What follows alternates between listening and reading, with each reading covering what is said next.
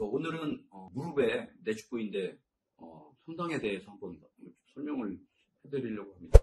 무릎에 이제 인대라고 하면 내측인대가 있고, 그다음에 외측인대가 있고, 앞쪽에 있는 전방 십자인대, 후쪽에 있는 후방 십자인대. 이렇게 무릎은 4개의 인대에 의해서 안정성이 이제 유지가 되는 그런 관절이 되겠고, 무릎 관절 같은 경우에는 운동 범위가 크기 때문에 외상으로 인해서 인대가 파열이 될 가능성이 높은 관절이거든요. 이제 그 중에서도 제일 쉽게 먼저 다칠 수 있는 인대가 내측부 인대가 되겠습니다. 내측부 인대는 지금 그림에서 보시는 그 모델이 있죠. 모델의 화살표 방향이 무릎 안쪽이 되겠고, 무릎 안쪽의 안정성을 유지해주는 인대가 내측 인대가 되겠습니다. 이 내측 인대는 주로 다치는 기전은 무릎 바깥쪽에서 외력에 의해서 무릎이 꺾이는 경우에 쉽게 다칠 수 있고요. 대표적으로 이제 우리나라 같은 경우에는 축구 손상인 경우에 내측부 인대가 다치고, 그거 이외에도 겨울철에 스키 손상으로 인해서 이게 무릎이 벌어지면서 내측 인대가 다치는 경우가 있습니다. 주로 이렇게 내측 인대가 이제 다쳤다고 의심되는 환자들이 오게 되면은 인대 파열의 그 유무와 정도를 알기 위해서 우리가 검사를 하게 되는데, 가장 정확한 검사는 MRI 검사가 되겠지만, MRI 검사는 사실 파열 유무는 확인할 수가 있지만 그 불안정한 정도, 얼마나 이게 심하게 끊어졌는가 정도는 MR만 보고 판단하기에 조금 약간 무리가 좀 따르거든요. 그래서 저희 병원 같은 경우에는 부하 검사, 텔로스 장비를 이용한 부하 검사를 합니다. 이런 부하 검사라는 것은 지금 그림에서 보시는 바와 같이 엑스레이를 찍는데 일정한 그 힘을 줘서, 만약에 인대가 기능을 못한다면 그 간격이 벌어지게 되겠죠. 건강하다면 그 간격이 유지가 될 것이고요. 지금 이 그림에서 보시는 그 사진에서도 좌측에 보이는 무릎이 이제 정면에서 보는 경우에는 오른쪽 무릎이 되는데, 안쪽에 간격이 왼쪽보다 더 벌어지는 것을 볼 수가 있거든요, 내측이. 이런 그 인대 부하 검사를 통해서 인대 파열의 그 정도를 확인할 수가 있는데, 이런 내측 인대 파열이 있는 경우에 이제 여러분들이 좀 알아두셔야 될 것이, 무릎 안쪽 인대, 내측 인대에는 표피층이 있고 신부층이 있습니다. 그래서 표피층만 다치는 경우도 있고, 표피층이 다치면서 신부층까지 다치는 경우가 있는데, 보통 이런 그 표피층에만 그 파열이 되어 있다면 비수술적인 치료가 우선시 되고요. 대부분 이제 기부스 같은 고정 치료를 한 이후에 염증이 가라앉고 그 인대가 좀 붙어가는 과정 중에 재활을 같이 시작을 하게 되겠습니다. 만약에 표피층에 동반이 돼서 신부층까지 그 파열이 되어 있고, 특히 이제 겨울 같은 경우에 내측 인대가 파열이 되면서 전방 십자인대 파열이 되는 경우가 꽤 있거든요. 이런 경우에는 당연히 수술을 해야 됩니다. 그거 이외에도 내측 인대 파열이 되면서 혹시나 반월상 연골 파열이 같이 동반이 됐다고 MR상에 확인이 된다면, 이런 경우에도 수술적인 치료가 필요하게 되겠습니다.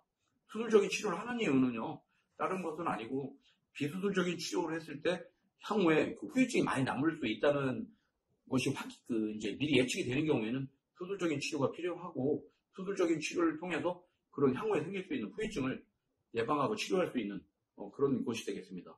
지금 그림에서 보시는 것은 저희가 실제 수술할 때 얼마나 내측 인대가 끊어지고 파열이 되고 불안정한가 정도를 확인하는 것인데, 좌측 사진에 비해서 우측 사진에서 무릎이 많이 꺾이는 것을 볼 수가 있죠.